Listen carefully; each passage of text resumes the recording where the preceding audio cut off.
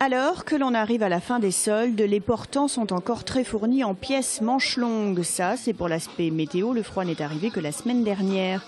À cela s'ajoutent les attentats du 7 janvier, juste avant le premier week-end des soldes. Et quand on sait que les 4 premiers jours sont les plus décisifs, tout cela fait une saison très moyenne, avec un chiffre d'affaires légèrement en baisse pour certains indépendants par rapport à l'an dernier. Vous avez plusieurs circuits de distribution, vous avez les indépendants, vous avez les succursalistes, vous avez les franchisés. Vous avez Internet. En ce qui concerne les indépendants, c'est plutôt difficile. Hein. Nous avons connu des soldes plutôt compliqués. Certains succursalistes et certaines franchises, elles, par contre, ont mieux tiré leur épingle du jeu.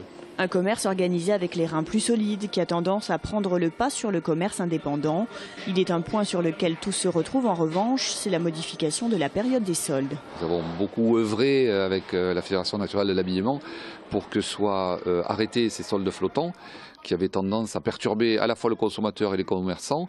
Elles ont été arrêtées au 1er janvier 2015 et maintenant elles sont remplacées à la fin de chaque période de solde par une semaine supplémentaire, puisque nous passons des soldes en hiver comme en été qui passeront de 5 semaines à 6 semaines. Et bien sûr pour nous ça c'est très positif.